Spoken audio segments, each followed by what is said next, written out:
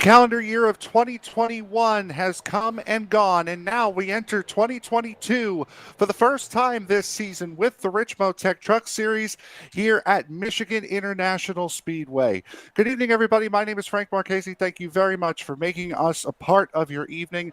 Alongside me tonight, my broadcast partner, Scott Poznansky. Scott, wonderful night. First time of the calendar year that the RICMOTECH Series is going to be out on track here at Michigan. It's going to be a great night at a great circuit. Yeah, Frank, I'm super excited. I love Michigan. I love the fast pace. I love that it races like a super speedway without being a super speedway. I think you're going to see a lot of battles both on track, going through the turns, these multi-groove lines that these trucks can hold, and then certainly the battles on pit road are going to be something to watch as well. It is going to be an incredible night. And speaking of out with the old and in with the new, we spoke about 2021 being out, in with the new of 2022. But for this series in specific, after tonight, it's out with the first half of the season and in with the second half of the season coming up next week at Kansas Speedway. A lot of great racing that has produced 4 different winners up here at this season, including the guy who is going to be starting, if I can find him, in the 5th position tonight, Nicholas Vronman, going for 4 in a row after winning at Dover, Pocono, and Richmond the last 3 times out. Yeah, it's going to be exciting to see what these guys can do wheeling these trucks around this place. This is definitely a different kind of track than some of the ones you mentioned, Kansas, Dover, Pocono, and so on. So just seeing what kind of racing this brings, and like you said, kind of out with the old, in with the new, in with the second half, and see what these drivers can do as the season starts to wind down. Yeah, absolutely. It's going to be a fun night here. And something else that's getting really fun is the point standings. After that win just before the winter break, Nicholas Vroman now taking a 5-point lead in the point standings over James Holzer, 281 to 276. After that, it's a little tiny bit of a gap back to Brendan Book, who sits on pole for tonight at 263. So close battling up here as we end the first half of the season. Absolutely. As these races begin to wind down, you're going to see some of these drivers who may need to make up a point here and a point there start to take some risks that you might not make in the first half of the season. You're going to see some strategies as far as pit strategy goes, maybe some gambles on pit lane, maybe being a little bit more aggressive, seeing how the tire wear can play into this. And I'm just super excited to see how all that kind of blends into, like I said, one of my favorite tracks in Michigan. And we're getting closer and closer to finding out how this will work as we go to the starting grid here for tonight's race. Round number 8 of the RICMOTECH Truck Series. On the pole for the second consecutive week, it'll be Brendan Book beating out Ed Morris by not that much, a 39.769, good enough to get pole here tonight. Row number 2 will be James Holzer, who dominated back at Richmond, leading 136 laps, pretty much the entirety of the first 3 quarters of the race. A late race caution kind of shuffled him back. Still finished second, but a solid run for Holzer. He will line up on the inside of Ray Lane. The man who took that race victory at Richmond will start on the inside of row 3. It'll be Nicholas Vroman, and Bryce Senesac will make up row number 3. Row 4 goes to Mike Rominger and Daniel Holloway, with row 5 going to Michael Thwaites and Jordan McGraw. Kyle Knapp and Dave Elliott will make up row 6, with row 7 going to Chris Akers and Jeremy Clifton. Tom Amassi and Mike Franklin making up the next row, starting 15th and 16th respectively. Going back to the row behind them, Christian DeBoer starting in the inside, John Sterling to his outside, Joshua O'Connor Sr. starting in the 19th position, with Don Milkowitz in the 20th position. Rob Griffin starting 21st on the inside, Chris Bassinger in 22nd on the outside, Alan Hinton starting inside in the 23rd position, and that leaves Kevin Franks on the outside starting 24th. He and Wallace Boyd starting right behind him in 25th did not post qualifying times, so they'll be starting based on I rating. As we head down into turn number 3 to make up the start of this race here, 7-degree winds that have gusted to as much as 10 to 11 miles an hour going down the southwest. Track temperature at 106, ambient temperature at 79 degrees, pardon me. Mostly cloudy skies coming into tonight's race. These guys will have 5 sets of tires and a 75% fuel fill for these guys coming into tonight's race. Pace truck about to duck on off. We are getting set to go green flag racing. Round number 8 from Michigan International Speedway. 100 laps. We're green. You see a great jump by the 5 truck coming right across the line, really trying to control his line, get into that corner, and make sure he gets that preferred line. Nice jump there, definitely by Brendan Book. In that number 5, he is the 99 of James Holzer to the inside of him. Coming out of turn number 2, the 7 of Ed Morris, getting a decent start on that outside line. He will have the preferred lane going into turn number 3 here, but that inside line, Scott, is really going to hold up, especially at the beginning stages of this run. It might fall away later when the tires start to break away, but right now, this is the best time for Holzer to make that move. Absolutely, and it's going to be interesting to see which drivers are willing to take a gamble on that inside and kind of press the issue with the tires early on, and which ones are going to try to ride a little bit outside, maybe in the middle of the corners, and see if they can get the most out of their tires moving forward. A little bit of connection issues there in the mid-pack. That is Bryce Senesac in the 09, was running in the 6th position just a moment ago. A little bit of bump drafting happening down the back straightaway as it's the 44 of Ray Lane getting pushed by Nicholas Vroman going down into turn number 3.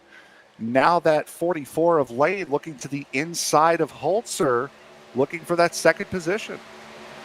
These guys really at the front of the field are going to battle hard to see if they can get some of those laps led, get that preferred track position.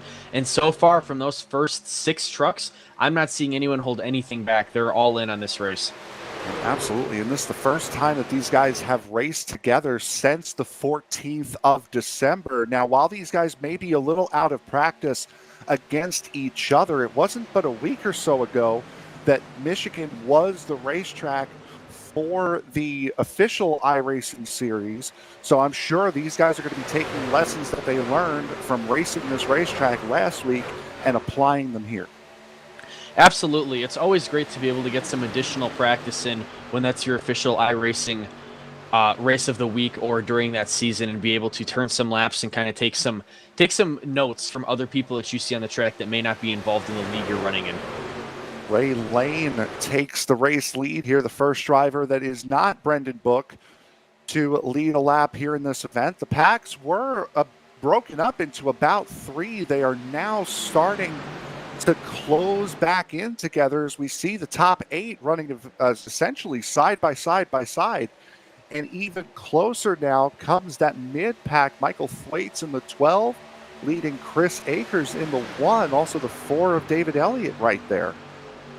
Absolutely, and as you mentioned, Frank, running side by side in the front 6, front 7, front 8 trucks, it is slowing that front pack down, having to not be able to use those preferred lines, those preferred entry and exit points. And that's going to be an interesting thing to see, especially as these tires fall off, if this field can stay bunched together, not having those preferred lines. This truck does get loose the longer the run goes, so those guys on the inside line may have it now. But coming up later on, when you can't let the car run all the way out to the wall on exit, you do have to kind of curb and tighten up that corner exit. It's going to put a lot of stress on those rear tires. Absolutely. And if I'm sitting in the outside row right now, like the 44 of Lane is leading that outside push, I would sit comfortable there, wait for those inside guys to start to pull off. I have to back up their corner entry and wait to make your move. Nicholas Vroman takes the race lead as the 44 of Ray Lane gets a little bit of a wiggle on going out of turn number 2. That was the 26 of Daniel Holloway that had to take some evasive action. So Nicholas Vroman right where he was for the final 36 laps at Richmond, now back up in the front of this field here. That's Mike Rominger in the number 9 that currently sits behind him as the field now starting to single file out. Absolutely, you're starting to see that inside lane not really be able to hold in the corner.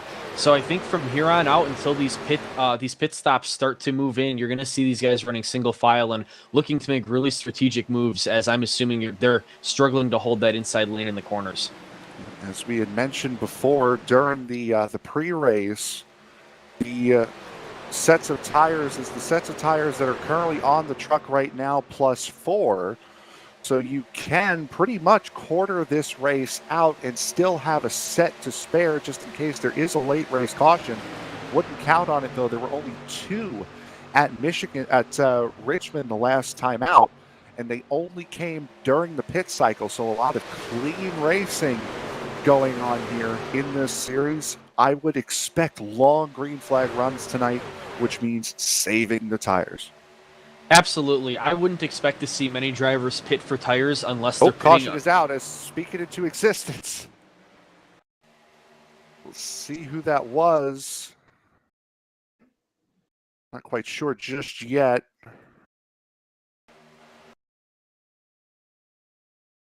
As we saw the 09 of Bryce Senizak having connection issues. Those connection issues have not fixed himself. He has not come into pit road, yet he's being scored 2 laps down at the moment. It looks like it was here, Frank and Scott. Go ahead. Down the backstretch, it looks like a little bit of contact between the 0-5 of Tom Massey. And let's see, the truck that got into him looks like it was the 13 of Don Milkowicz. Just, I think 2 trucks going for the same spot. Just an unfortunate racing incident right there. Yep, seeing it now. It looked like the 05 of Massey thought he had the 13 of Milkowicz cleared.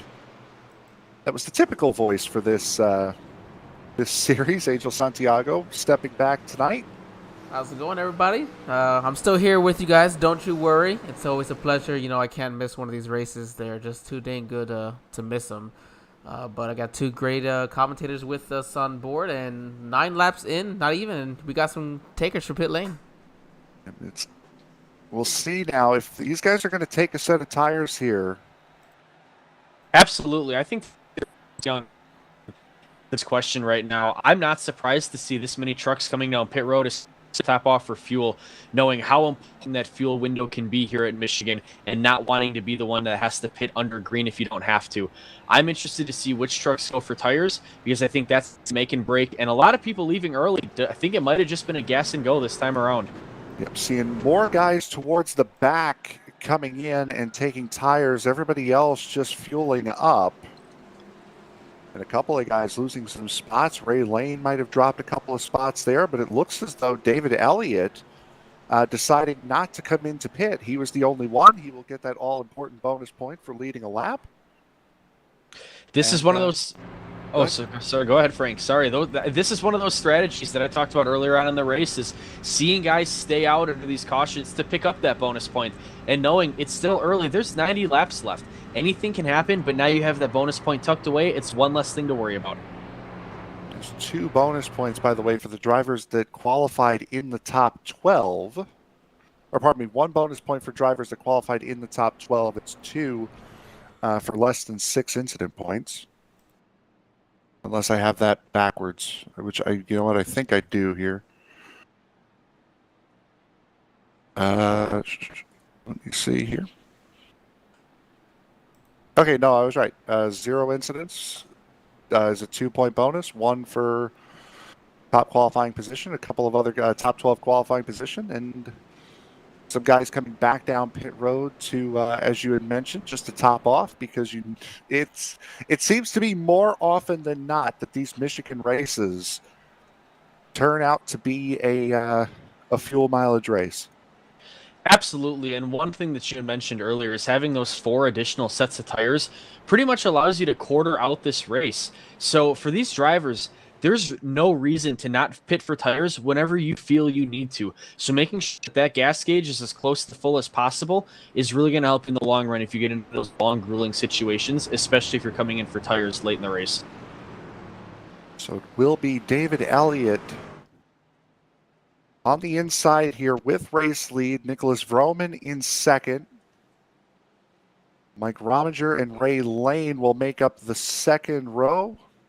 Daniel Holloway and Morris in row number 3. James Holzer was one of those drivers that came in again.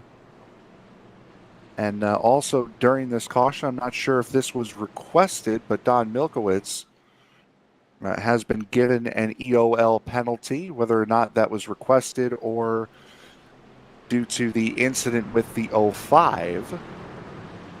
I'm not quite sure, but either way, he will be now starting, I would say, from about the 14th spot. Absolutely, and there as you see the pace truck diving down to pit road, coming out of that hard turn 4, and these guys are going to give it all they have coming back to the green. Big start there for David Elliott, getting out nice and away from Nicholas Vroman, also leaving Vroman with that inside line completely uncontested, as that is the 9 of Rominger trying to find a way under Ray Lane. Now, good thing is, yes, it's nice to get out to those big runs, but on a track like this with a horsepower package like what these trucks have, it's almost like shooting yourself in the foot at Daytona or Talladega, because that draft is going to catch you. Absolutely, and one more thing with Elliott getting that large of a lead is he's kind of got his back to the wall at this moment, not having come into pit, deciding to lead those laps and get that track position instead. So not only are these drivers behind him coming on fuel tanks and fresh tires, but he's out to a big lead, and they've got that draft helping. And they have single filed out, and they have caught that number 4, as it looks to be about the first 10 or 11 drivers that have formed a single file line have kind of broken away from the rest of this field. That is the 59 of Joshua O'Connor in the 11th position that is sitting at the back of this line. Everyone from Christian DeBoer, who's now running by himself in a little bit of a pocket. Don Milkowitz doing the same. Guys now starting to find their groove, find their rhythm, and trying just to settle in here on these older tires. Yeah, for these guys on older tires, it's going to be interesting to see how they run this race and how they use that draft strategically to be able to stay caught up to this pack, especially not being able to hold that inside line that you see a lot of drivers taking there into 1 and 2.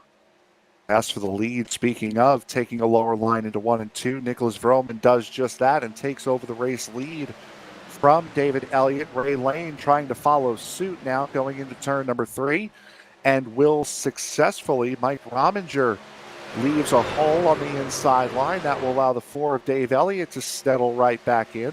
So Elliott goes from first to third here on this lap, and Nicholas Vroman right back to the top. Absolutely, and this is no surprise to see Elliott dropping back at this point. Like we had mentioned, on old tires, didn't come in for fuel, but I think he got what he wanted out of this restart. Was able to get some laps left and spend some time up front, and so far is holding that top track position, which is going to pay off in the long run, assuming that this race doesn't go green and he's able to get a caution to help with that strategy. And a lot different looking first couple of laps here to this run from what we saw at the beginning of this race. We saw a lot of side-by-side battling, and now with the heat cycle on these tires, these guys running single file line astern here, as Nicholas Vroman picking up right where he left off at Richmond, leading about the last 30 to 40 laps of that event en route to his 3rd consecutive win, 3rd win on the season.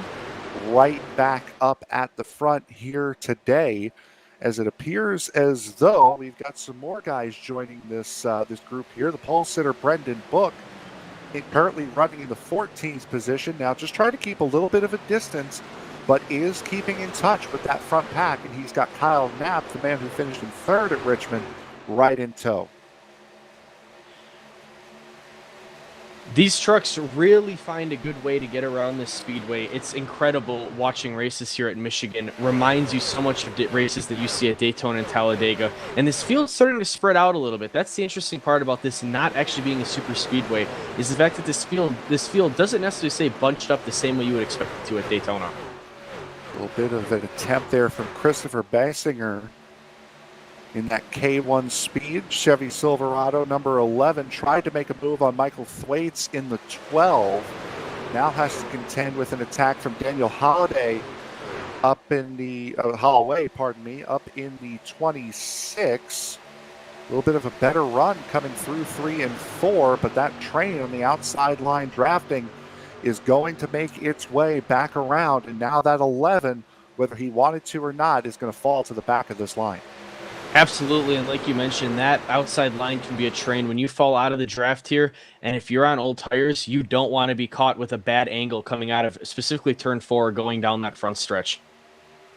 Even now with Daniel Holloway in the 26 is that 11 of Basinger. Chris Akers in the number 1 Reese's Chevrolet, also hovering right around that position. A couple of cars now joining that 11 on the inside line. The 59 of Joshua O'Connor is there, as well as the 56, or pardon me, that's not the 56, it's the 82 of Mike Franklin running that inside line now. As these guys are starting to move down, that middle lane is where the leaders want to be, but as you go through the pack, it seems as though that second lane is where they want to be. Absolutely. It's so interesting to see these drivers start to strategize as this race is now about 10 laps green since that last caution and see where they want to sit on the track. You're seeing the multi-groove corners start to come into effect, and I think that's really kind of that strategy for the guys who have pitted and those who didn't last time around. Not many of the guys that did come into pit, at least for tires, are up here towards the front. A big swing down to the inside by the 26 of Daniel Holloway, getting to the inside of Ed Morris in the 7. That 11 car now starting to blink a little bit on that inside line, and nothing gets your heart racing more than being in close pack racing and seeing the guy either inside of you, outside of you, or in front of you start blinking. Oh, absolutely. When you're going 180, 190 miles an hour around here and you see someone that close to you blinking, it makes you feel the sudden urge to back off. But the problem here is you're going to get freight train from behind if you do that. Sudden urge to make it 3 wide is what overtook Mike Franklin. Couldn't quite get the nose under and make it stick there on the 11 of Christopher Basinger. So that will hold up. So the front 6 right now running single file. It's everyone else behind now that's starting to get a little bit antsy, trying to move their way up towards the front. And what that's done is that's brought this pack even closer and made it even bigger. Absolutely. And you see some of those deeper cars in the field still trying to work the outside a little bit more, maybe try to get a run coming out of the corner, and it looks like they will just a little bit. Some of those drivers on that inside line diving down below the white line coming across the start-finish line.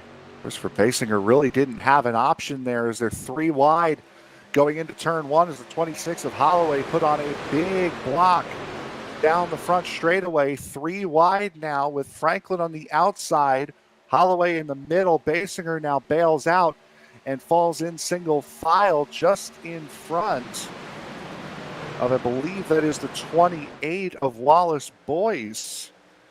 Wallace Boyce right now currently running 2 laps down here, so he is not for position up here in this group, but a big swing to the outside for Christopher Basinger in the 11. Absolutely, and like you mentioned, with these cars going 3 wide through the corners, the way the banking sits as you navigate that corner, your heart really stops for a second, making sure you're clear on both sides, because you really don't get the opportunity to see the guys around you. 36 of Rob Griffin, I think his heart stopped a little bit. He had a big wiggle on coming through, coming into turn 1. Not as big a wiggle, however, as the wiggle that Chris Akers had going down the back straightaway. So these guys now starting to feel the effects of these older tires here as we're almost at the quarter mark of this race.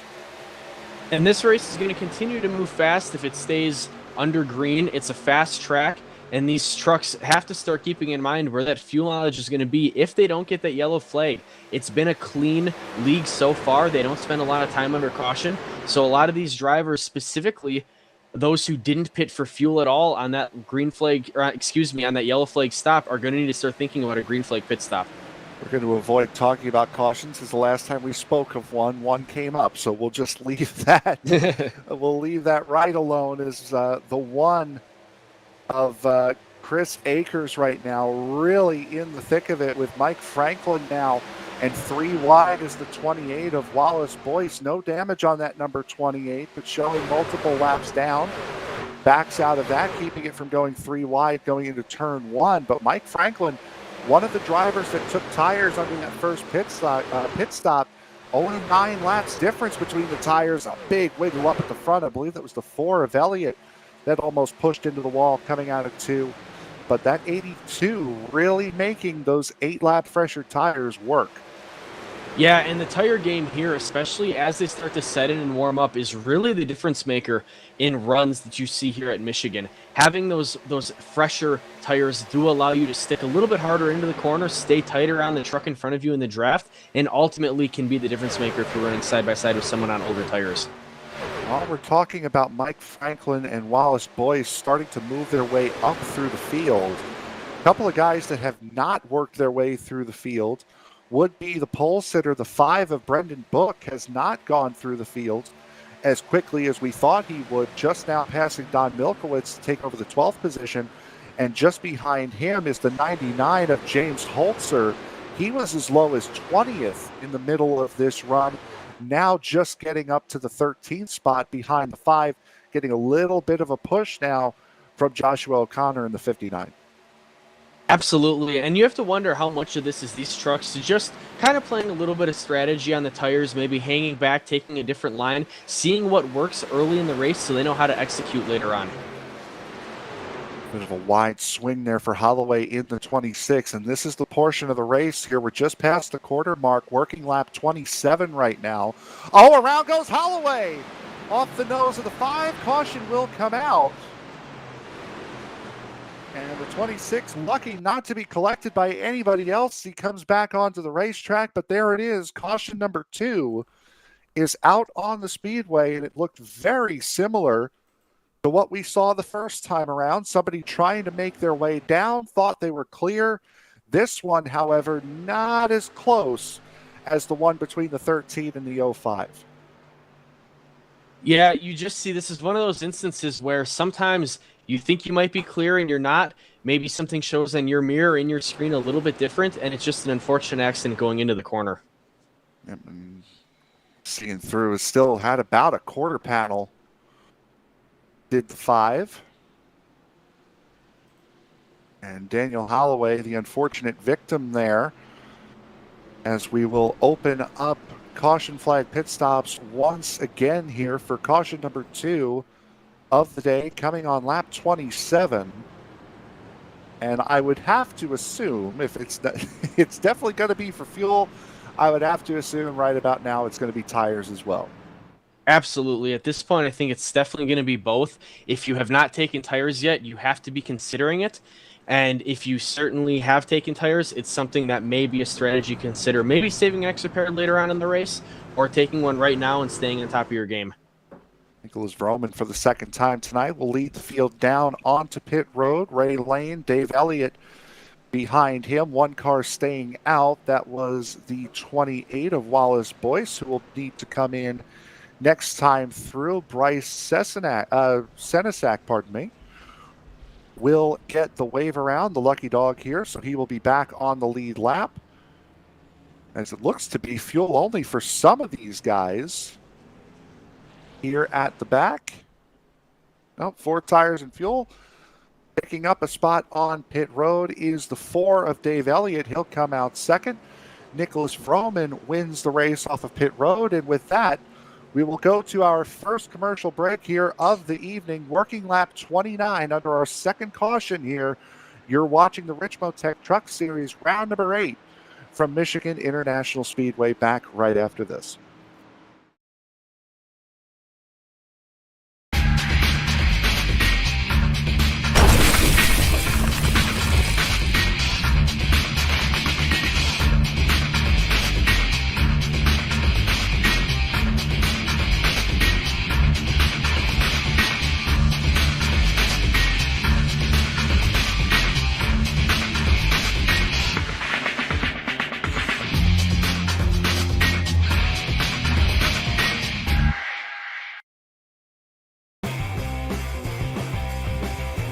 RICMOTECH, high-performance sim racing equipment. Whether you're just looking to have fun, train for race day, or become a serious esports competitor, RICMOTECH has you covered. Hundreds of name-brand parts. Support from experts that love sim racing. Trusted by the pros. There's only one place to go, RICMOTECH.com.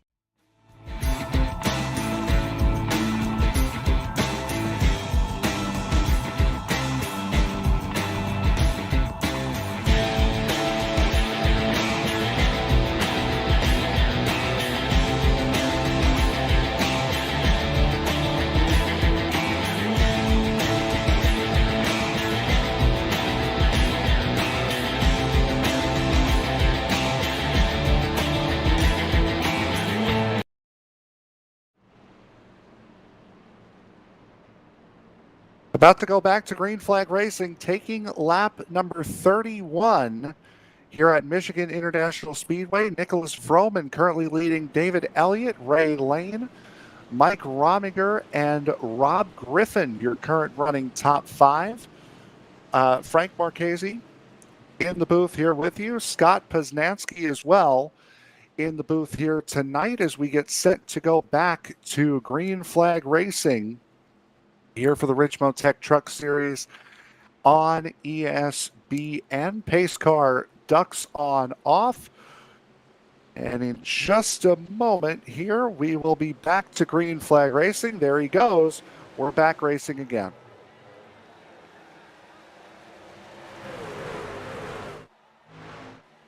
Really good start there, not just from Nicholas Froman, but from Dave Elliott as well, sticking right alongside that 95. And I think we're going to see guys being a lot more brave as the 99 of James Holzer makes a big move. Oh, contact, the 36 of Rob Griffin getting loose in turn 2, pinches the 1 against the wall, and that will be caution number 3.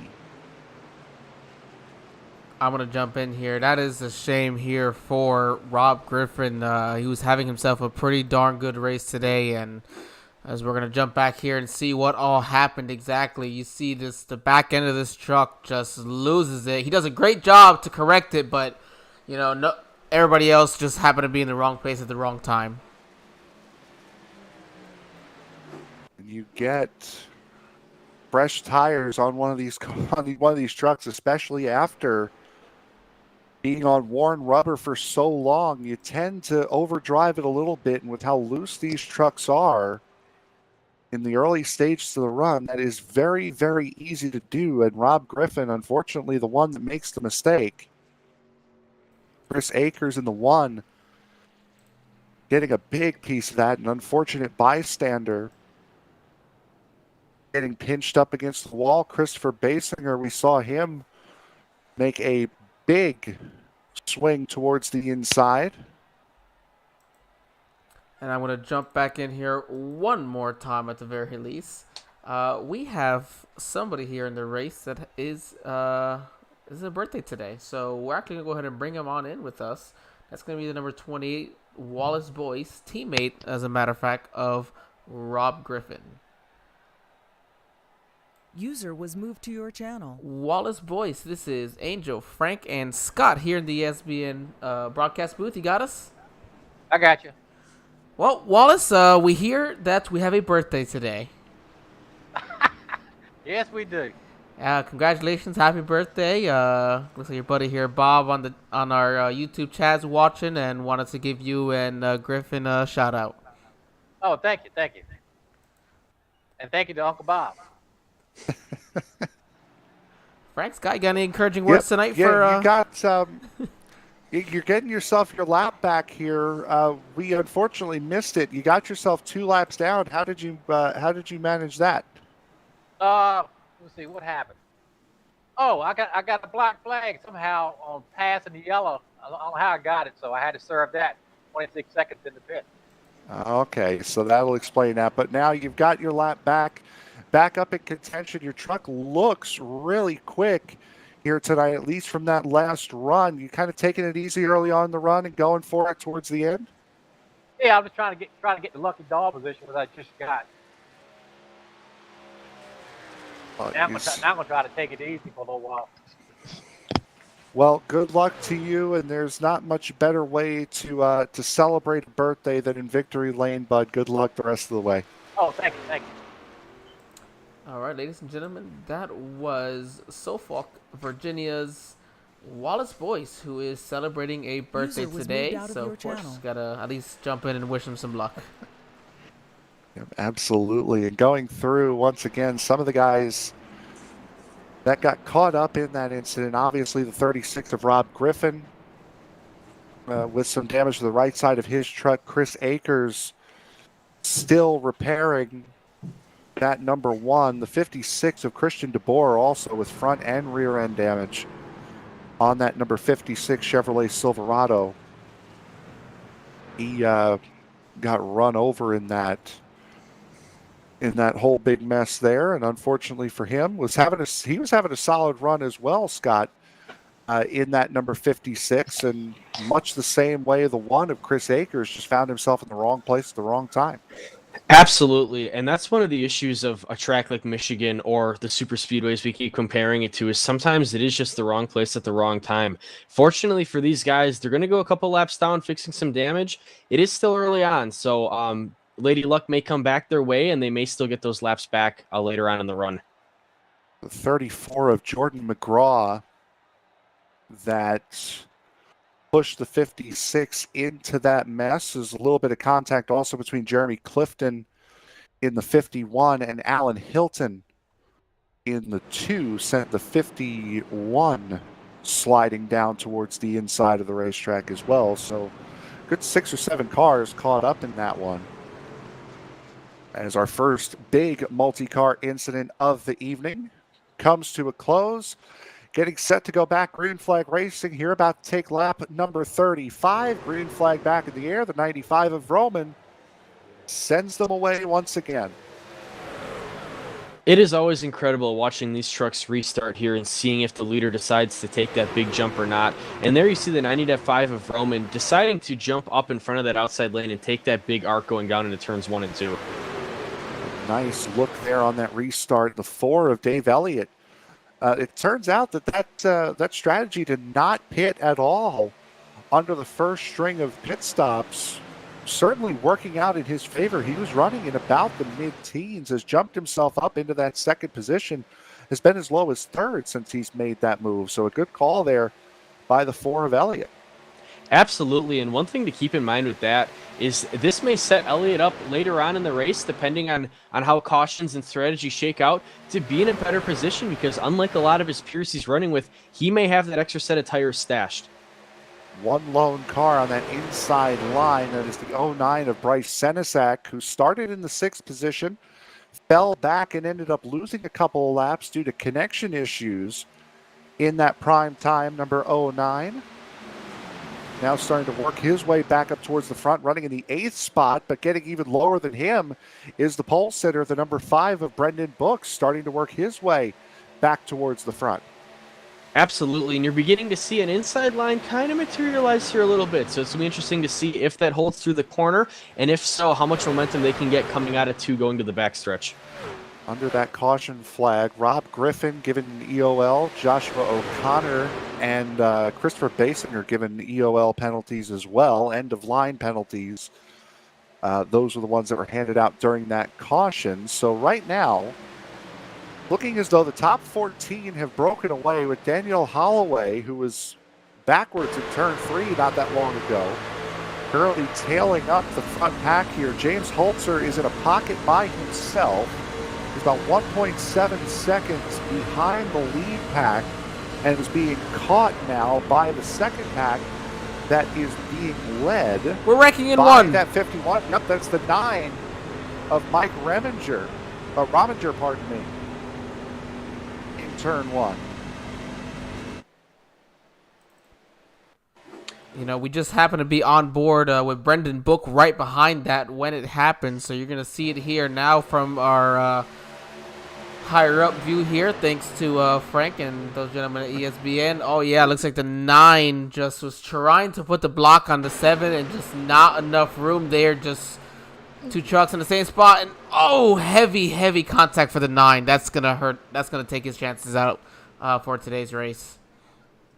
Contact there between himself and Ray Lane in the 44 as well, leading to that between the 9 and the 7. Absolutely, and watching that impact on that inside wall coming through that particular part of the front stretch really reminds you of the Michigan race this year with Austin Dillon and Brad Keselowski collecting at the end of the stage, and really just something that can really unfortunately ruin your day. And it's not any driver's fault at that point. You think you're clear and you're just simply not. It's nice that this one wasn't after a stage was over as compared to that incident. Absolutely. So that will drop Rominger from the 3rd position all the way down to 22nd. Chris Akers, Christian DeBoer still on pit road. Those guys have lost 6 and 5 laps respectively. Rob Griffin back on track in that number 36 Toyota Tundra. Just 1 lap down. And he will get that 1 lap back right here as once again the leaders are down pit road. And it's going to be interesting to see who decides to take tires this time, because they have that starting set plus 4 more. So while you're quartering out your race, you do have an additional set to play with. So depending on your track position, it may be worth it to take that gamble. Looks like Vroman will stay down. A lot of the front guys deciding to stay down and just take fuel only. That is what we're seeing here as one more driver decides to pull the Dave Elliott strategy. That'll be Tom Imasi in the 05 electing to stay out to try to get that track position. Again, all the guys on equal tires. It's going to be the fuel tank that the 05 is going to have to worry about here if we get a long green flag run. Absolutely. One thing that Tom Imasi, though, is able to just kind of put in his back pocket, he's got that bonus point down. Now it's smooth sailing at the rest of the race, not worrying about getting up front except to get the checkered. He does have a little bit of damage. He was the cause of the first caution between himself and the 13 of Don Milkowitz. Milkowitz looking rather clear in that jet black number 13. You know what's odd is I feel like we've had more difficult tracks on schedule this season, and I think 4 cautions is what we've had maybe in the last 3 or 4 races combined. I mean, it's almost insane to think, and I honestly genuinely think these drivers spent too much time away, and I think they're a little rusty, and it's showing tonight. And rusty around each other. As we had mentioned earlier tonight, this was the racetrack that the C Fixed and Open ran about a week or 2 ago. So they should be practiced up here at least. Season high in cautions to Angels Point would be 9. That was back in week 6 at Dover. That would have been the beginning of Nicholas Vroman's 3-race win streak.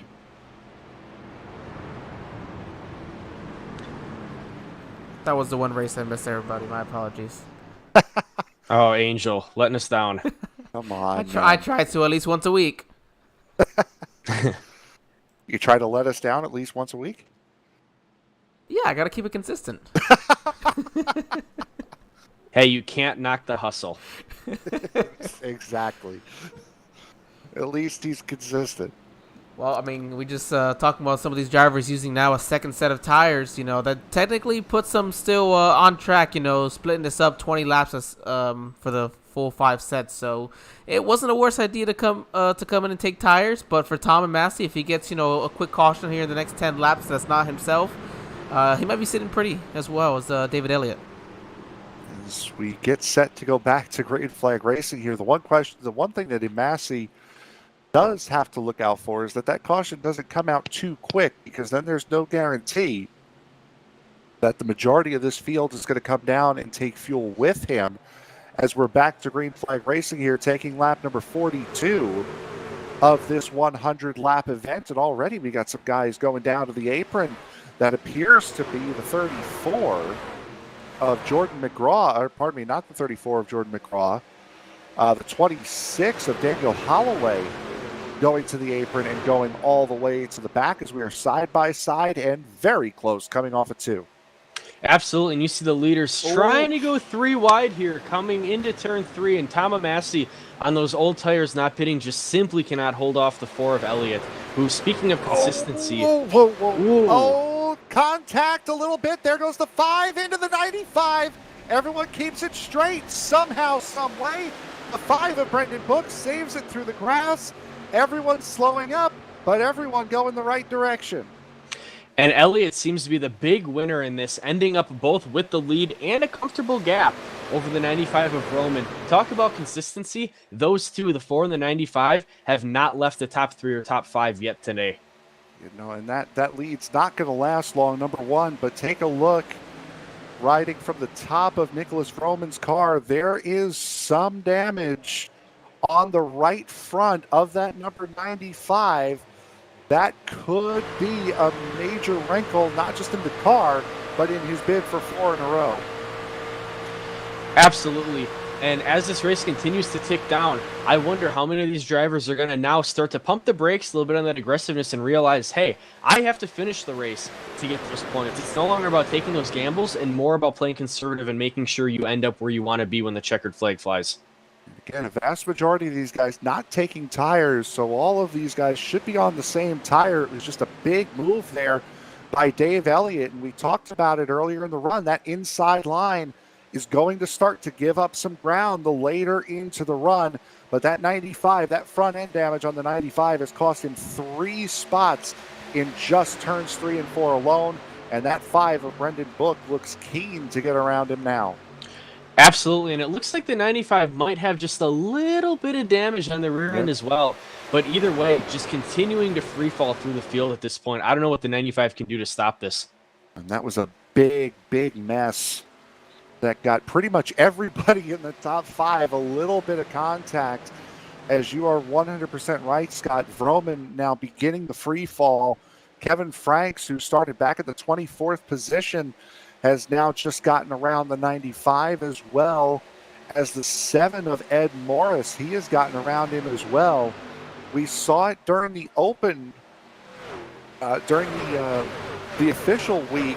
You get a little bit of damage on these trucks around here, your speed just tanks, and it is very difficult for you to keep up as the front of the field gets around the 56 to put Christian DeBoer yet another lap down. Absolutely, and you can just see the speed difference in Christian DeBoer and the rest of the field right there between the draft and maybe just a little bit of damage on DeBoer's truck. It is unforgiving trying to stay in the draft and trying to make passes on a track that it's not easy to pass on if you have even the slightest bit of damage. Try to take a look at the speed here between Dave Elliott currently leading this race. It's 186 going into turn 1, and Nicholas Vroman, who's in the draft, only topping out at about 182. So a 4-mile-an-hour speed difference. That is big around a big racetrack like this. Absolutely it is. And the speed here does change a little bit in the corners. You do slow up a little bit trying to get around here, unlike a place like Daytona or Talladega. So when you consider how much more you're letting off and losing that draft when you have damage, it can be considerable over a long run. Yeah, that 95 needs a caution right now. And it's, speaking of Daytona and Talladega, it's a big track. So if you get some sort of aerodynamic damage like this, you can hide that. You can hide the effects of that damage at a place like where we were a couple of weeks ago at Richmond, or at or maybe at a place like Kansas where we were at last week. But a big horsepower racetrack that has these tight corners that you do have to let off in, there's no hiding the damage.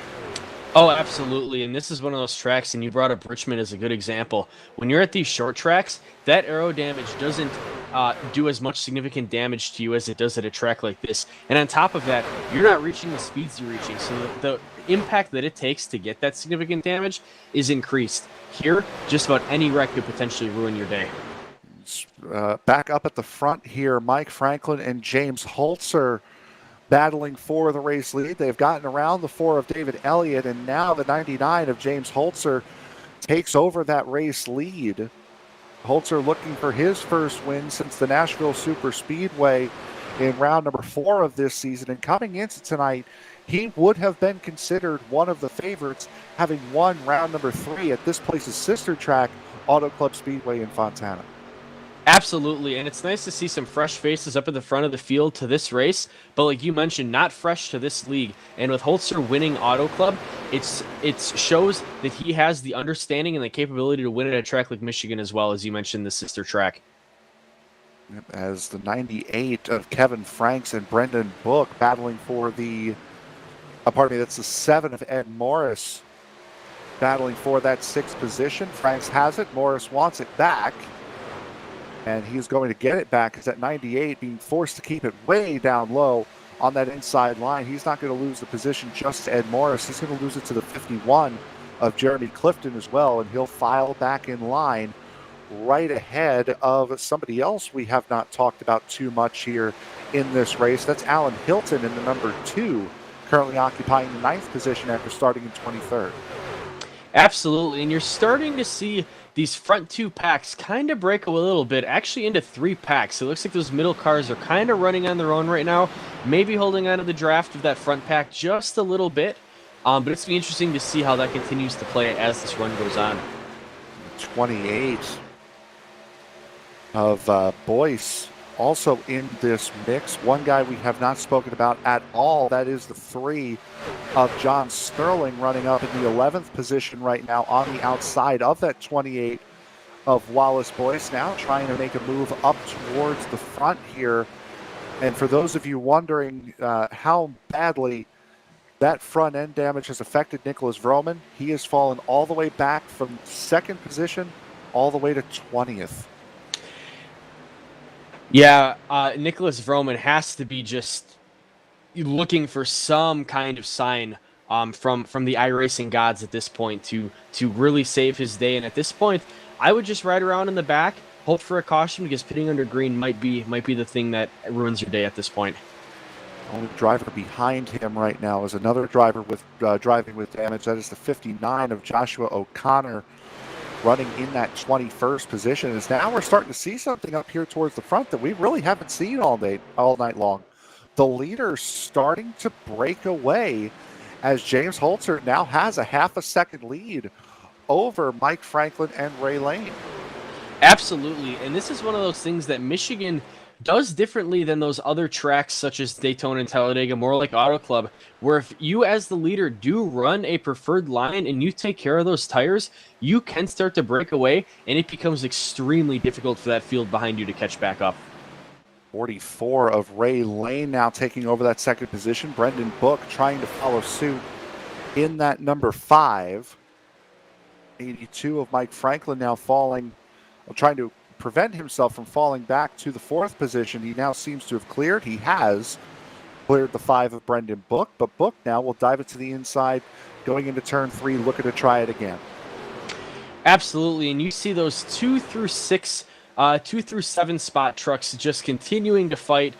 Sometimes some guys looking to peek on the inside, but really just single file realizing they have to catch that leader if they want to stand a chance right now. Brendan Book. This did not finish on the podium last week, came up 1 spot short in that number 5. Starting on pole, finishing 4th. He is running 4th position on track right this very second. Alan Hilton running side by side now with John Sterling in the 9th position. Looking for that 9th position is the 3 of Sterling. And Brandon Book looking to the inside, going down the front stretch. It is nice to see him be able to kind of regroup himself after sending it through the grass on that incident at the beginning of this run, coming across the line. So unlike some of the other cars that were around him that were involved in that, he is able to keep it up and stay near the front of that pack. And all of that side-by-side battling now has given James Holzer a 1.2 second lead over this group that we're seeing right now. Jeremy Clifton at the back of this group, so it is 2 through 7 getting through here. Would like to point out that Mike Rominger has ended his night in that number 9 after that big collision there. Chris Akers still sitting on pit road in the 1, so 23 cars remaining of the 25 that had started this race. So again, this battle up here between 2nd and 7th position getting very, very close. Absolutely, and like I mentioned earlier, these guys from 2nd through 7th, for the most part, are running in the draft single file, but you're still seeing that leader, Holzer, just continue to pull away from that field ever so slowly now at this point, but it is going to be an uphill battle for that 2 through 7 spot to catch back up to that leader. Take a look a little bit further back here as the The 2 of Hilton, the 3 of Sterling, the 11 of Basinger.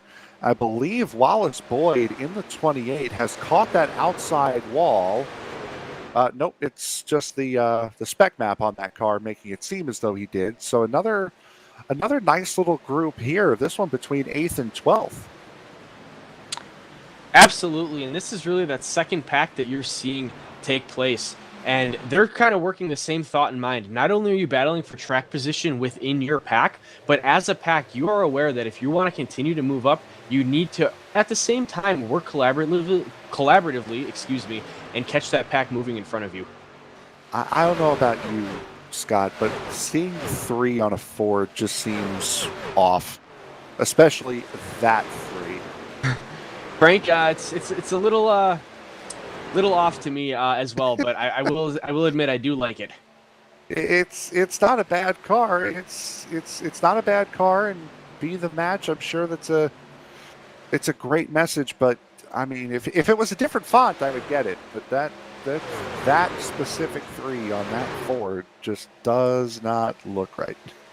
Absolutely, but one of the beautiful things about iRacing is you get to trial and error that kind of stuff and see what happens. Yep, and you get to annoy a lot of people and relish in the opportunity to do so. As we go back up to the front here, it's the 5 of Brendan Book. Still not giving up in that battle for third position between himself and Mike Franklin. He almost had it coming off of turn 2, but that momentum carried on the outside line is going to help propel that 82 of Franklin into that third position once again, inside line with the advantage on the in corner entry. But once you get to corner exit, you can allow that truck to float out and keep the speed. The outside line is what takes control. Absolutely, but I think it shouldn't go with without saying the moves that Book has been making in this pack, just ever so strategically picking these trucks off one at a time, trying to get back to the front of that 2nd through 7th pack. We are working with 40 laps to go here at Michigan International Speedway. James Holzer holds the biggest lead of the night at 1.8 seconds coming to lap number 62.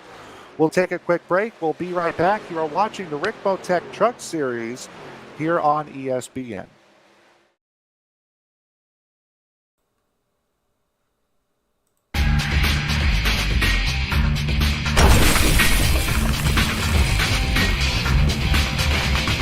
RICMOTECH, high-performance sim racing equipment. Whether you're just looking to have fun, train for race day, or become a serious esports competitor, RICMOTECH has you covered.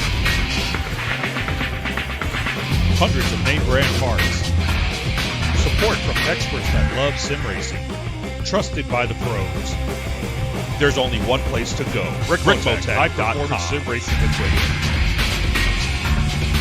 Whether you're just looking to have fun, train for race day, or become a serious esports competitor, RICMOTECH has you covered. Hundreds of name-brand parts. Support from experts that love sim racing. Trusted by the pros. There's only one place to go. RICMOTECH.com.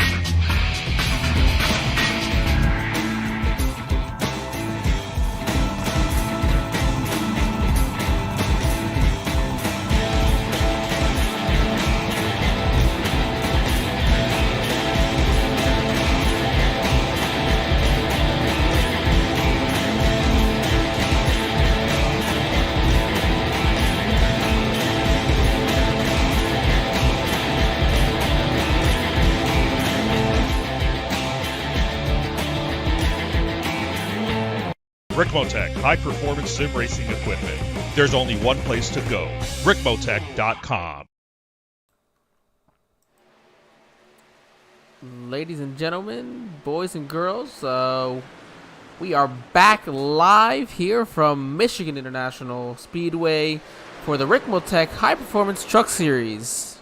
Today, joined in the booth, we have special guest Frank and Scott. They have been giving you this race so far. I am Angel Santiago, your normal voice here on Tuesday nights. I'm sorry. However, I get to take a step back and watch two pretty darn good people have at it. So, bring it on, boys. Thank you very much for that. I was trying to reset my mic because I'm hearing some static, and I don't know if that's me or if that's somebody else. But anyway, coming back, we are working lap 65, about to take lap 66. James Holzer currently holding a 1.9 second lead over Ray Lane. Currently occupying that second position is what our longest green flag run of the night has brought to us as a lot of spread out action here. And that group of 7 has now turned into a group of 2, a group of 3, and then a group of about another 2. Absolutely. First off, I just want to say what a beautiful button box it is from RICMOTECH in that commercial. I am envious of that, and it might be time for me to make an upgrade myself.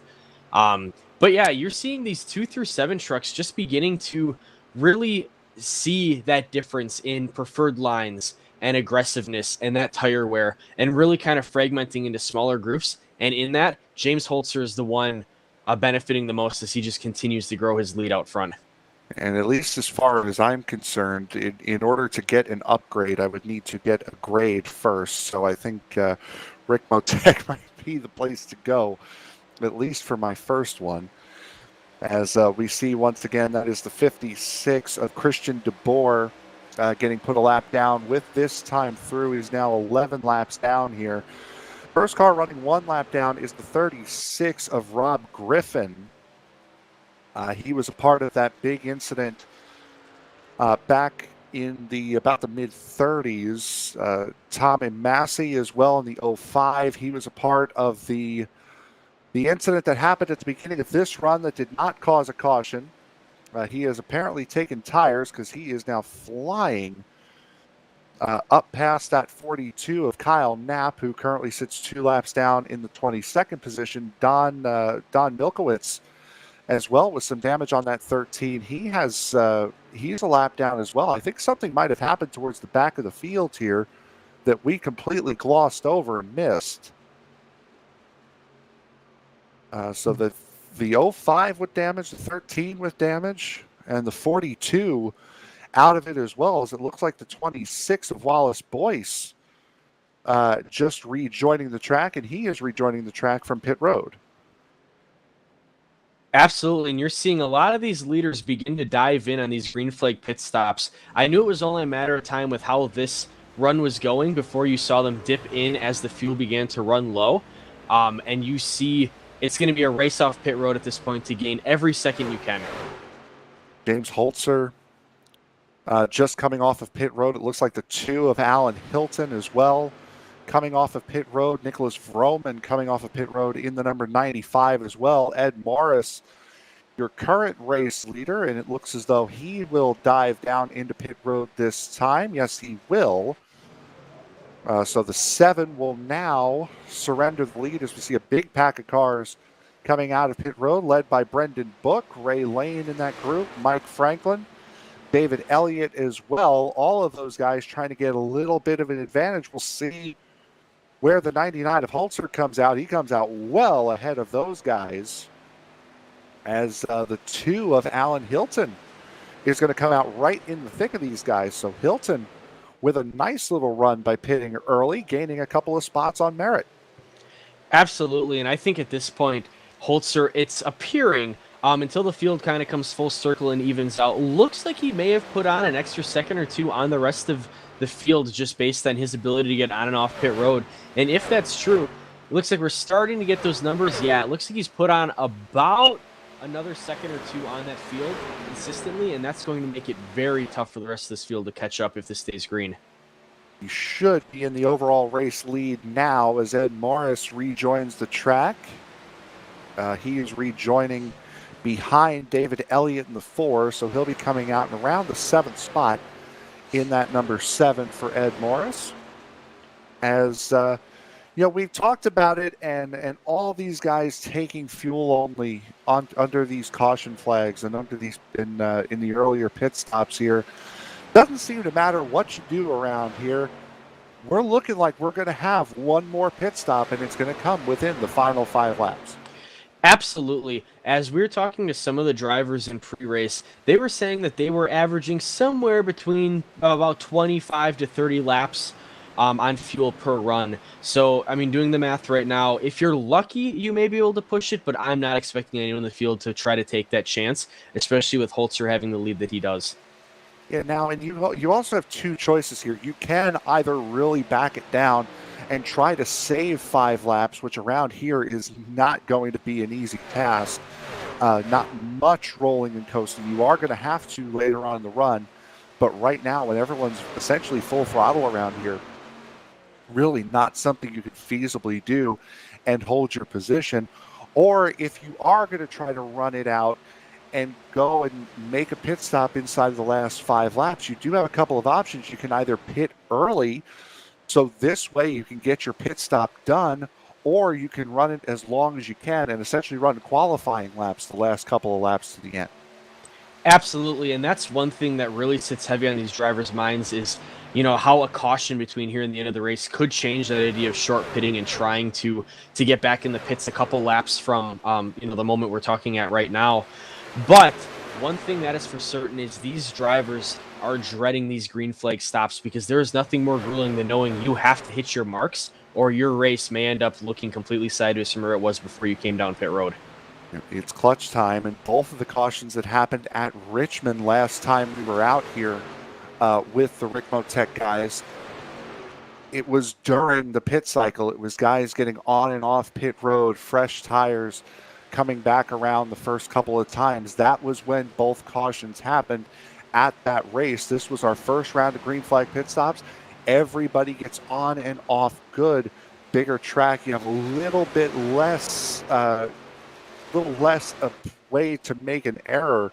It can still happen, but these guys have done a fantastic job here tonight getting on and off pit road on the green flag stop, somewhere they were lacking at Richmond. Absolutely, and that's one thing worth noting is a pit road like this is so wide and it's so long and you have so much space coming around that apron on such a wide track that you're not so much worried about getting on and off. It's making sure when you're on pit road, you get into your box perfectly. You don't slide the tires, you don't spin them coming out, and you certainly don't want to get caught speeding.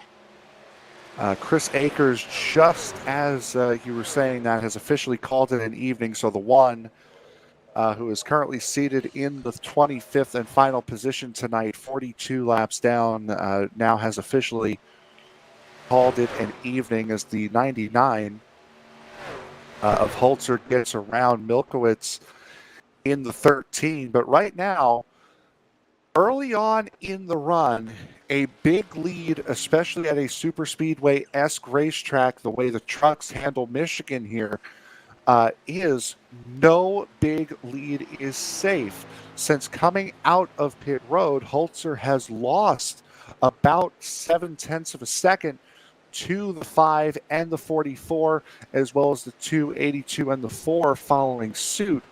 So right now, that lead that was almost 4 seconds has now shrunk down to 3.3 and is going to shrink even more.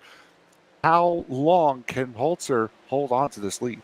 Well, I want to jump in here just for a moment.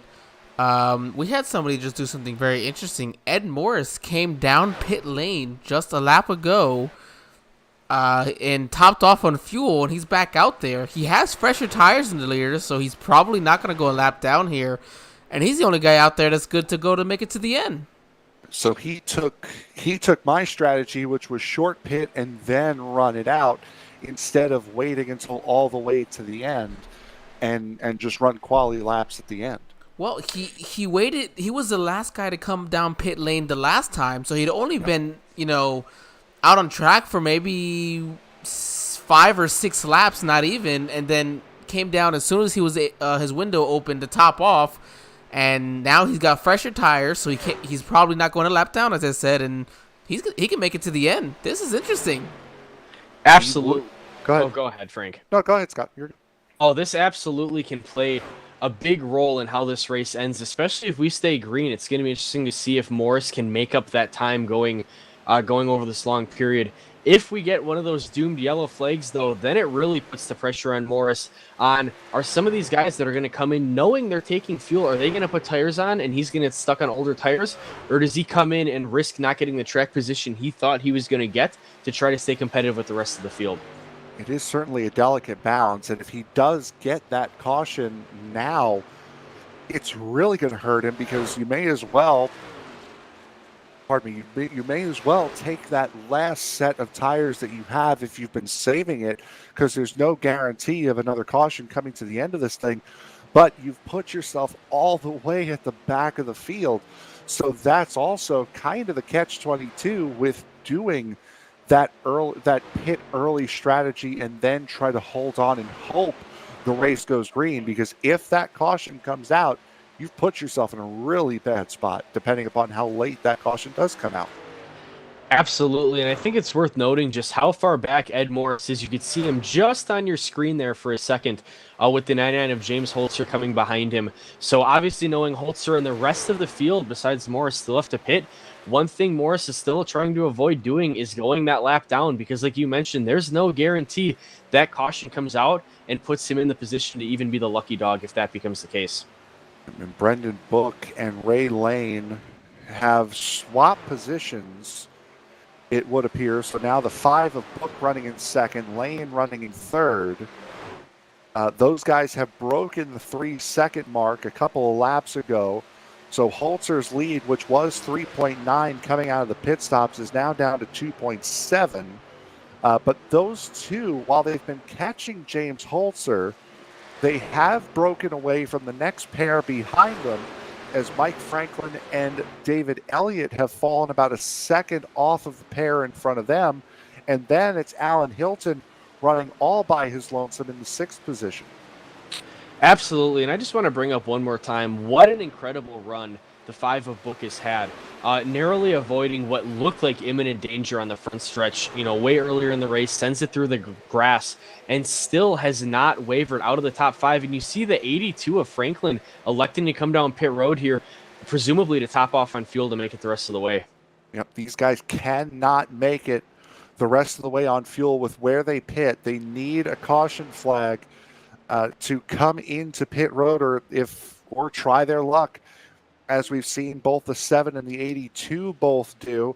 I believe Franklin will not be as lucky as he takes fuel only. He will come out in a race with Ed Morris, a race that he might actually lose. And if he loses it by too much, he's going to find himself a lap down to James Holzer in that 99, whose leads down now to 2.5 seconds over Book and Lane. Absolutely.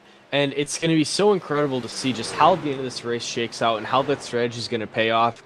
My eyes are completely glued to the 7 of Ed Morris to see if that short pit plays out, and now add the 82 to Franklin to see if they can make up that ground on the front of the field and get themselves back into contention near the end, or if Holzer, Book, Lane being in that top 3 are going to be able to hold when they come into pit and then run their qualifying session, as you would call it, at the end of the race. Nice little battle brewing here, and there are a couple of positions in this battle. That is Brian Senesac in the 09, still having his connection issues. Michael Thwaites, Jordan McGraw, and Kevin Franks. These guys are running 9th, 10th, 11th, and 12th here on the racetrack, as I believe, yep, here comes Senesac into pit road. Jordan McGraw will stay out. Michael Thwaites and Kevin Franks will come in with them. So 3 of the 4 cars in that group deciding to pit early. Fuel only or tires is going to be the question. It looks like Franks is going to go fuel only. Senesac and Thwaites will go fuel only as well. And you see the remaining 2 on pit road here taking tires. Going to see if it's 4 just right sides for both of them, and that's a strategy that might pay off to give just a little bit of extra speed as these laps continue to wind down. Tommy Massey in pit road. The 5 of Brendan Book also coming down pit road. So these guys now trying to cover off Ed Morris the best they can, because the 5 of Book was right in that group with Morris, and being the pole sitter has to take that long run down, and he's up on the jacks. He is taking tires here in that number 5. He's going all 4s in fuel. Frank, if you're the 99 of James Holzer right now, are you taking note of these guys that are taking tires and not taking tires as he comes down pit road, presumably to see what's going to happen here? Yes, he does. David Elliott in the 4 comes in behind him. John Sterling in the 3 in pit road as well. Ray Lane stays out to get a lap lead in this number 44. And I think for Holzer, the deal was going to be once the 5 comes in, you have to cover the 5 off and don't let him get that big run. There was somebody back there that just about missed that pit road entry. I believe it was Rob Griffin in the 36. 4 tires and fuel for Holzer, Elliott, and John Sterling. I believe, and that'll bring Jordan McGraw in the 34. Coming down pit road now, Ray Lane deciding to stay out again. Christopher Basinger staying out. Alan Hilton in pit road, coming in from the 3rd position. He's going 4 tires and fuel as well. So we're seeing guys that came in a little bit earlier not taking the tires. And just in case there's a late race caution here, have a set of tires in the bag.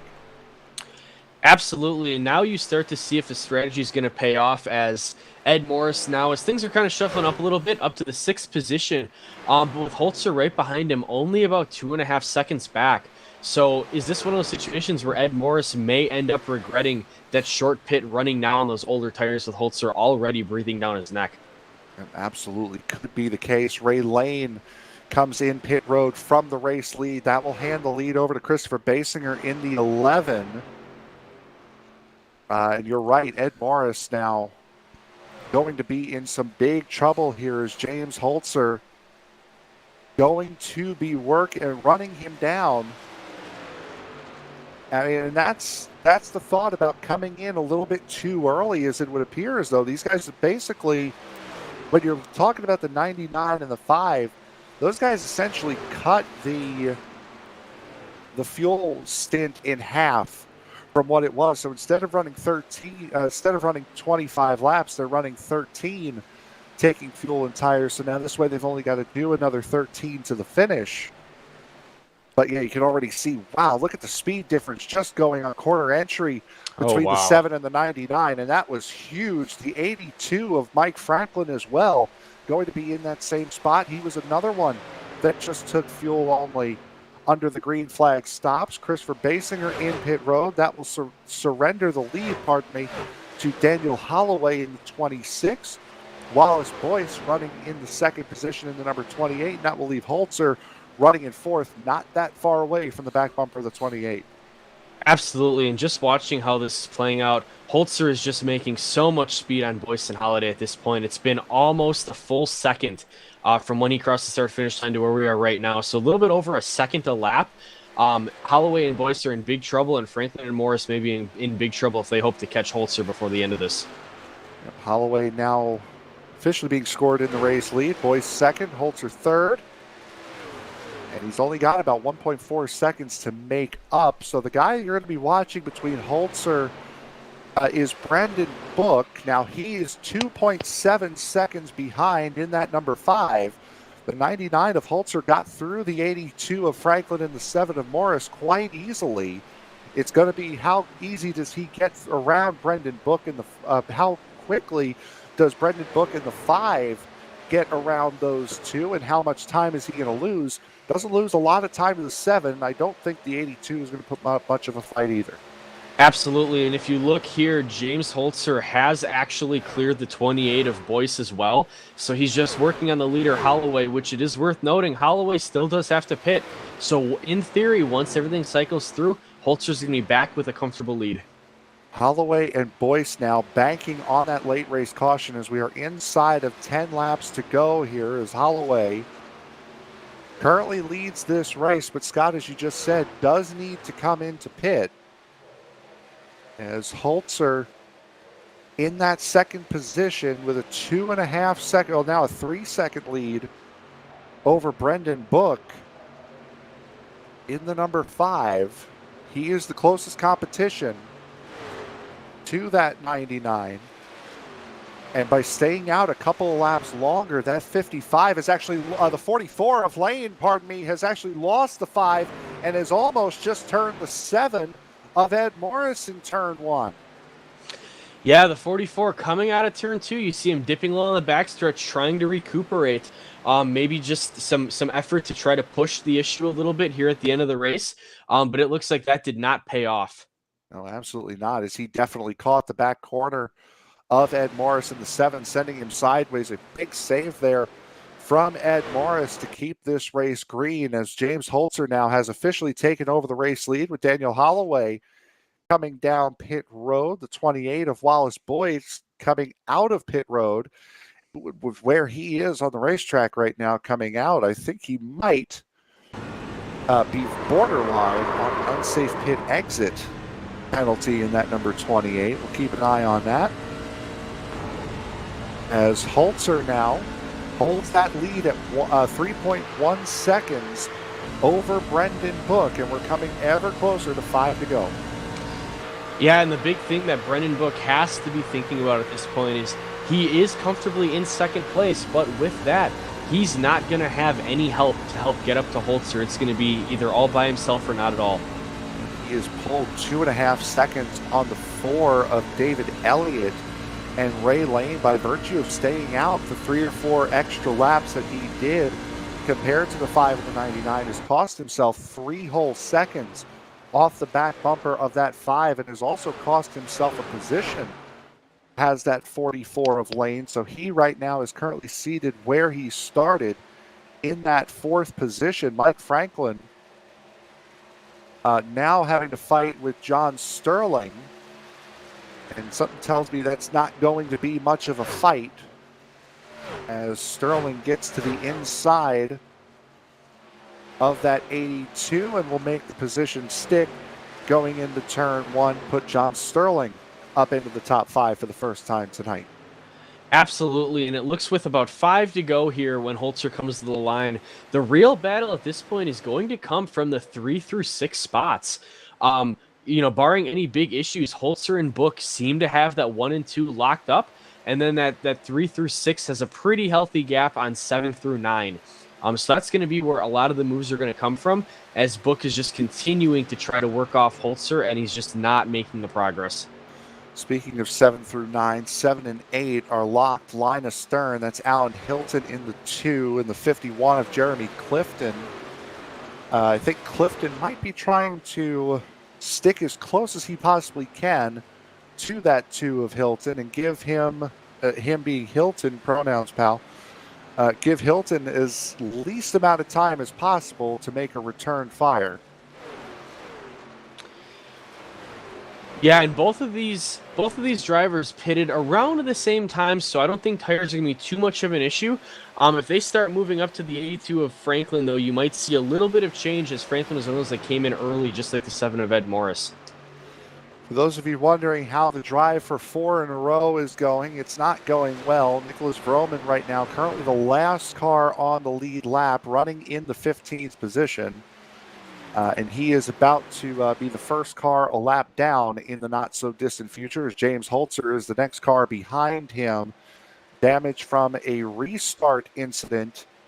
The last restart incident is what has put him back.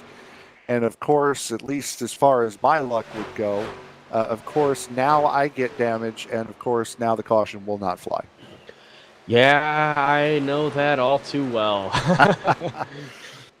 So Vroman now about to be put a lap down here, so his winning streak will end at 3 in a row, and this will also mean the points lead for Nicholas Vroman will go to the man who just passed him, James Holzer, who had won the 2 races prior to his 3-race winning streak. As here comes the 42 of Kyle Knapp. He's going to get one of his 3 laps back the hard way in that number 42 as he sails by the 99. Holzer putting up 0 fight, as he currently has a 4.5 second lead over Brendan Book with 2 to go. Yes, and as Holzer comes down the backstretch here, all he's hoping is that he can make it another half a lap, get back to that start-finish line, because at that point, the next flag ends the race. Just hoping he can make it to that point without that coming back on him. Absolutely. And the closest battle for position would be the battle between the 2 and the 51 for the 6th position. And if Clifton wants to make a move on Hilton, he's going to have to do it soon as the white flag comes out here at Michigan International Speedway. Holzer has put on a clinic since he has gotten back into the race lead, has done a phenomenal job tonight. Absolutely. And it's incredible the performance that everyone in the top 3 has put on, whether it be the 99 of Holzer, the 5 of Book, or the 4 of Elliott, maintaining their position and being able to be front runners the whole evening. Yep, and Holzer, as he comes through turn 4, he led 38 laps at this place's sister track at Auto Club Speedway earlier on this season. He's led a couple more here tonight. James Holzer takes the victory, his 3rd of the season, and wins round number 8 here at Michigan.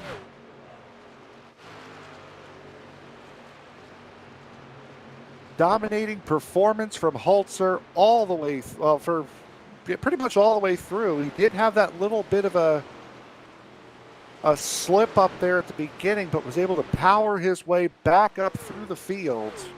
And once he took the lead, he did not let it go. Brendan Book comes home in 2nd. David Elliott comes home in 3rd. And Ray Lane, I think he'll be ruining that decision of making that pit stop that much later than everybody else. Absolutely. 4th place, though, still nothing to be upset about. Still earn that top 5. And it's incredible to see how some people at this track can lose that track position so quickly, gain it so quickly, and how some people, like that entire podium you named, can hold that front runner position throughout the entire race. That's why I love this track. Yep, it was an absolutely incredible night. Biggest mover of the race. We'll go to the 2 of Alan Hilton, started 23rd, finishing 6th. The slowest of the drivers to take qualifying time. Ends up finishing 6th, so not a bad night for Alan Hilton. As here in just a moment, we will go to our race winner, James Holzer. First letting him tear it down, of course. Yep, of course. What kind of jerks would we be? Actually, we're going to go ahead and we're going to bring in David Elliott, our 3rd place finisher. All right, so we'll go 3rd to 1st tonight. Yes, sir. Let me go ahead and bring him on in. Let's try to find him. And while Angel is working on that, just an absolutely fantastic night here at Michigan. And again, for the first time in 3 weeks and for the first time in 2022, a great show, Scott, that the RICMOTECH Truck Series puts on. User was moved to your channel. Hey, David, this is Frank, Scott, and Angel here in the ESBN broadcast booth. You got us? Try this one more time. David, this is Angel, Frank, and Scott in the ESBN broadcast booth. You got us? Take that as a hard maybe. Alrighty. Well, we'll throw him back down there and see. We'll get him in. Guess we'll go to Brendan Book here, our 2nd place finisher. Yep, I'll bring him on in. User was moved to your Brendan, channel. this is Angel, Frank, and Scott in the ESBN broadcast booth. You got us? Yeah, I got you. All right. Scott, go ahead and take this one away. Yeah, Brendan, first off, incredible show you put on tonight. What's the key for you to being able to maintain running up front so long and so consistently at a track like this at Michigan? Yeah, I think the key really was, working, the lines really well there. You had to be smart with making a pass. You don't want to get caught on the bottom of people freight training you. So, you had to be really smart with that. And also tire management. In first 10 laps, you could go wide open. But after that, if you overdrove it, going wide open those first 10 laps, your tires really start to go out. And that causes you, not have no drive off. So I think that was the key. I feel like I was I was a little bit away from the win, just a little bit, better strategy there. James, he pitted that last caution that we had. He pitted, took tires, where everybody else took fuel only. So I think that helped him, but still getting close, I think. Yeah, when it came to that strategy of that last green flag stop that you guys had to make it to the end, what was going through your mind when it came to the debate of when to pit and whether to take tires or not? Yeah, I mean, I know they're like, me, James, and a whole bunch of other people were on our channel, and a lot of us, we weren't sure if we want to go all the way and then pit with like 5 to go and take fuel only, or pit early fuel only, or pit midway tires. And I was hoping that James was going to go all the way and run his fuel out and pit with like 3, 4 to go or something like that. And then, so I was going to calculate, pit around like 16 to go and try to make up that pit time with 4 tires, about being a second and a half faster on average per lap. But he played it smart and seen me pit right away, and he came right down the next lap. So, I really couldn't do much else there. Just, try to hold on to second. I've seen David coming pretty quick on me. Absolutely. Well, good run, nevertheless. Before I kind of turn it over to Frank and Angel, I'm going to go ahead and steal the thunder. Is there anyone particular you want to thank kind of for supporting you coming into this evening? Just my team, GT Motorsports, teammates. They're on there: Jeremy, Allen, John, Jordan, and James. And then also D-Dub Button Box for being the truck, and JPD Designs for making my scheme. So it's been a great season so far. I just want to keep it going. All right. Well, we appreciate it. Brendan, congratulations once again on a top 3 finish. I've definitely seen this fantastic improvement, and you see you running up front consistently. So congratulations again. Wish you luck next week. We'll see you here in a couple of days. Thank you. User was All moved right, out of ladies your and channel. gentlemen, that was your second place finisher, Brendan Book. It is time to bring it on the man, the one who has now won 3 races on the season. Let's see, it's true. I had to find him. Sorry, buddy. Let's see.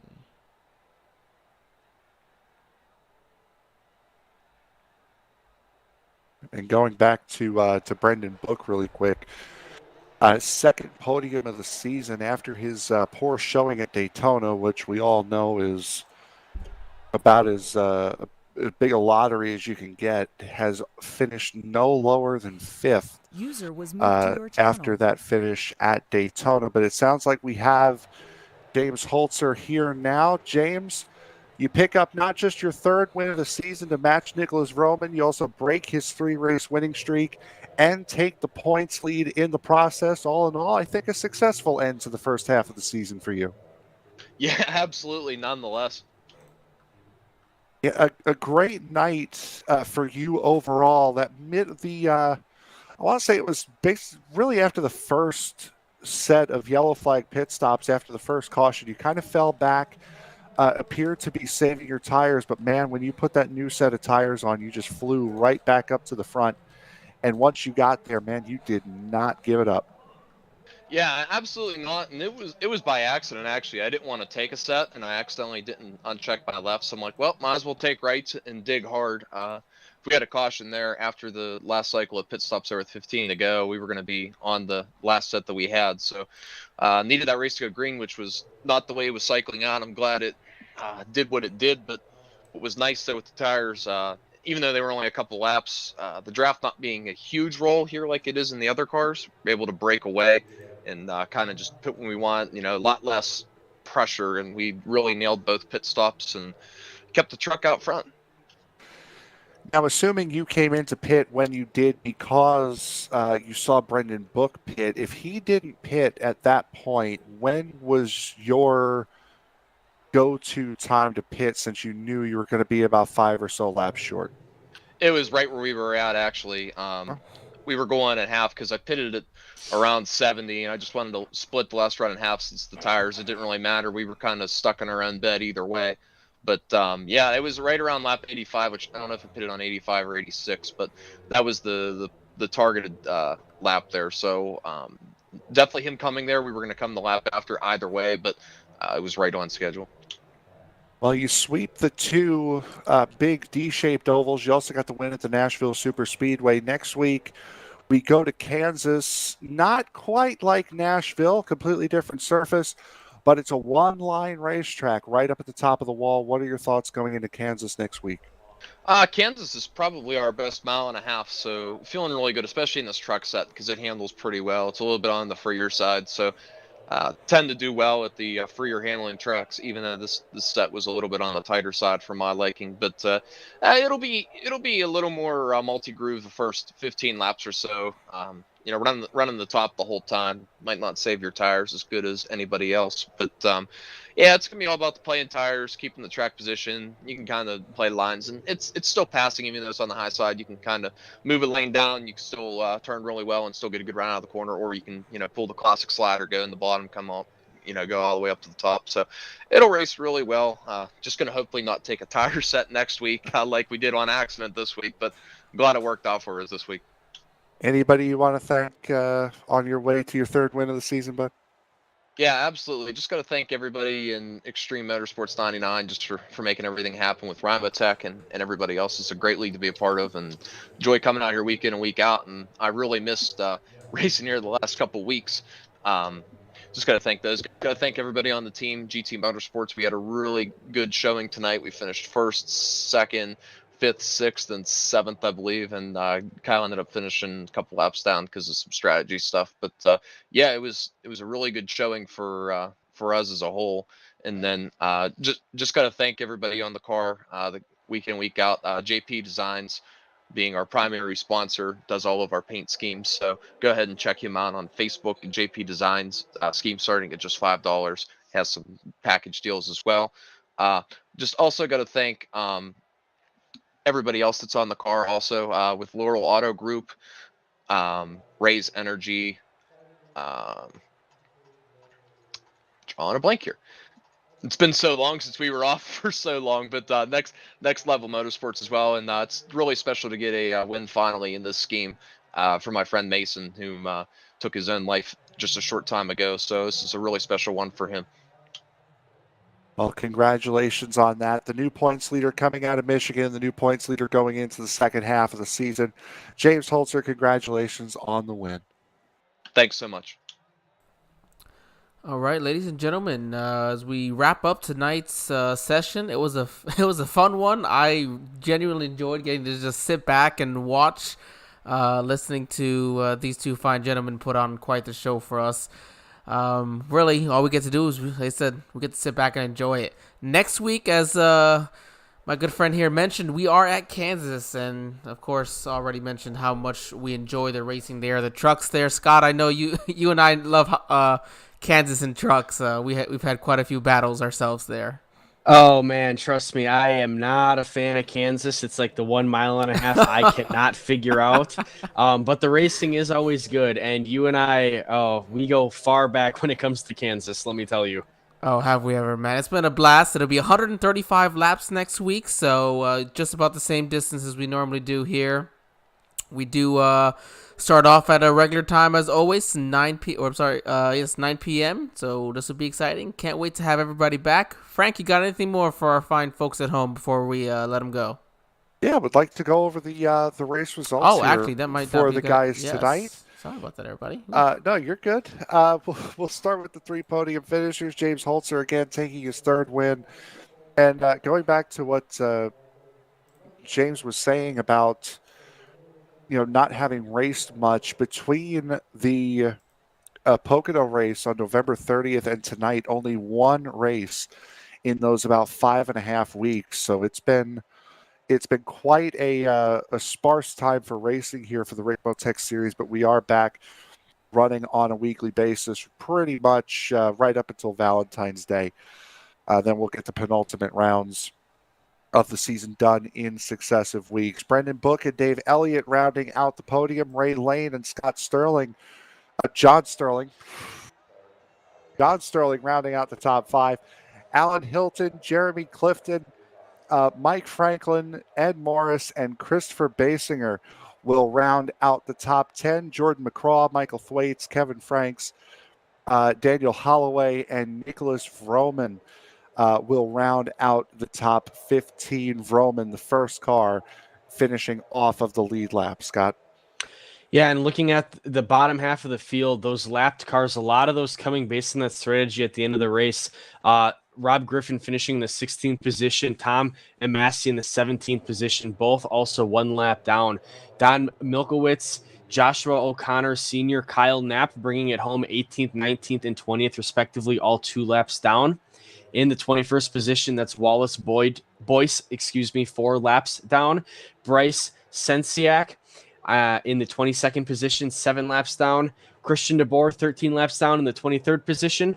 The 24th position belongs to Mike Rominger, 62 laps down, and Chris Akers rounding out the field in the 25th position, a beautiful 69 laps behind. There it is. And both Rominger and Akers, the only 2 not to finish the race here tonight. So as Angel said, we are off to Kansas next week, 135 laps for round number 9 and the official start to the second half of the season here for the RICMOTECH Truck Series here on Tuesday nights on ESBN. Again, my name is Frank Marchese. Scott I've lost it. You had it. You had it. I know. Poznansky, there it is. There you go. I read. And Angel Santiago all here in the booth tonight. We thank you very much for making us a part of your evening, and we will see you next week from the Kansas Speedway. Good night, everybody. RICMOTECH, high-performance sim racing equipment. There's only one place to go, RICMOTECH.com.